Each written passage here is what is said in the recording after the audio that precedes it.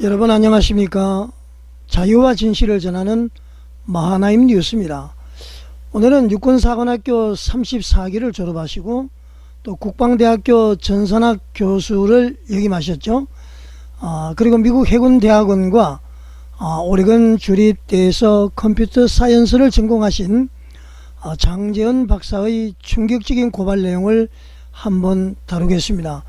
여러분 매스컴이라든가 유튜브를 통해서도 많이 장재현 박사에 대해서 얘기를 들어보셨을 겁니다.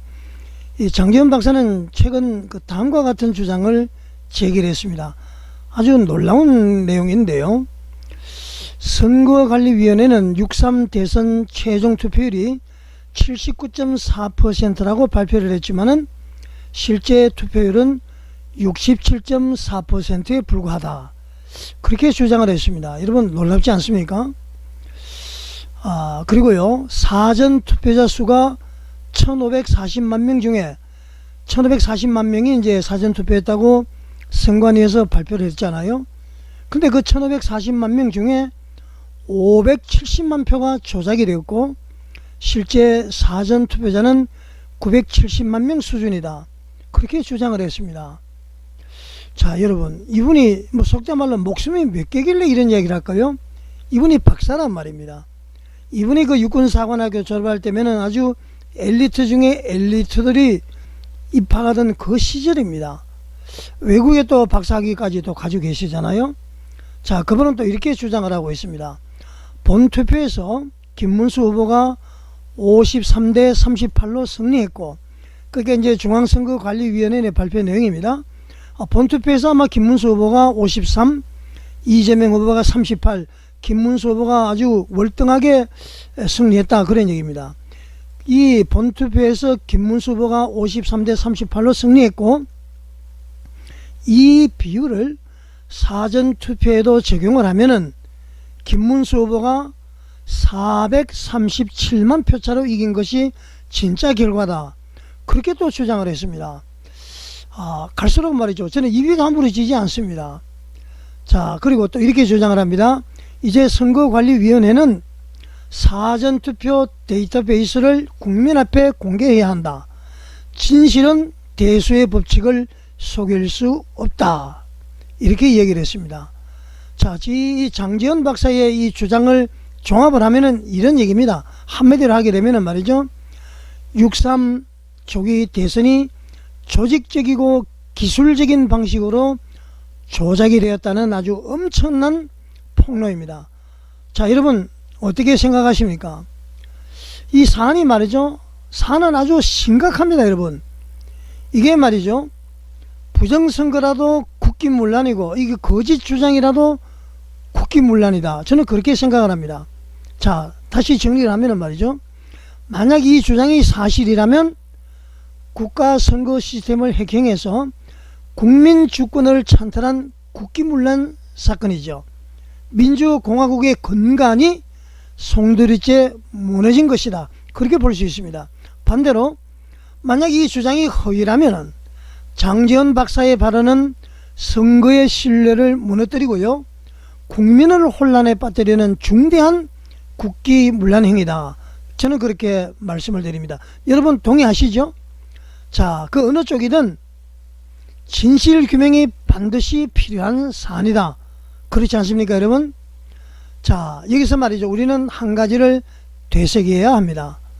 윤석열 전 대통령 비상계엄을 검토했던 주요 사유 중에 하나가 바로 말이죠, 2022년 대선, 물론 이제 윤석열 대통령이 승리했지만은 생각보다도 표차가 0.7 몇 %라고 그러잖아요. 그리고 2024년의 총선거에서 부정선거 의혹이었습니다. 그러니까 윤석열 대통령이 비상계엄 선포한 요인 중 하나가 부정선거였다, 그런 얘기입니다.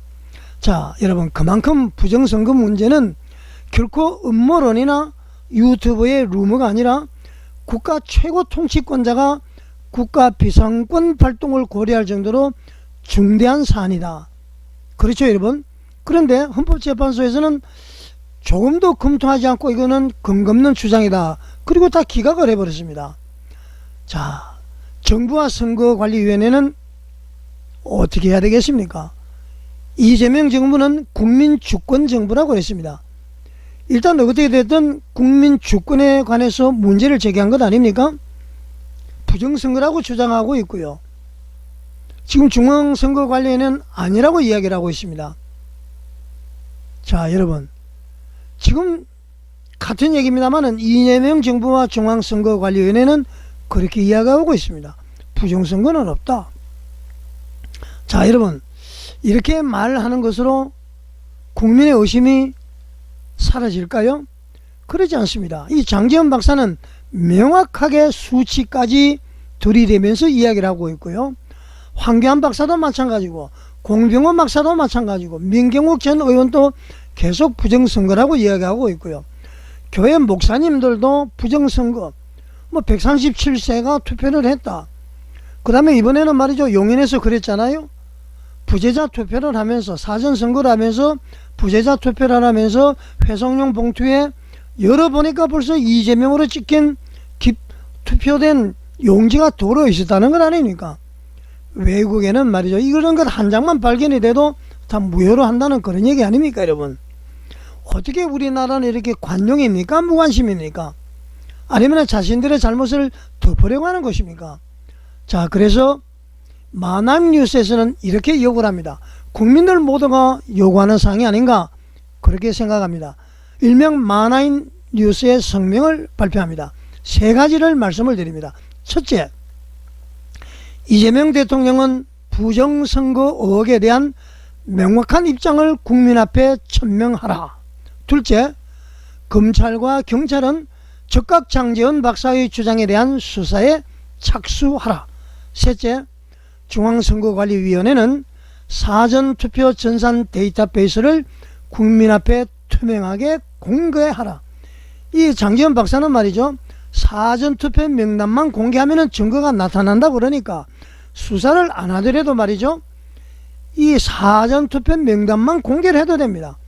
알 권리 차원에서 할 수 있는 것 아닙니까? 국민의힘도 여기에다 힘을 보태셔야 됩니다. 자, 여러분, 대한민국은 자유민주주의 국가입니다.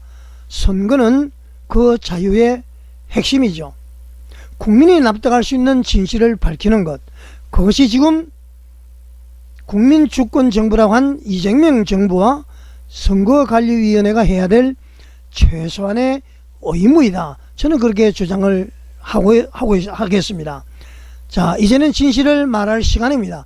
말이 아니라 증거로, 부정선거가 아니라는 증거로, 부정선거라는 증거로 증명을 해야 됩니다.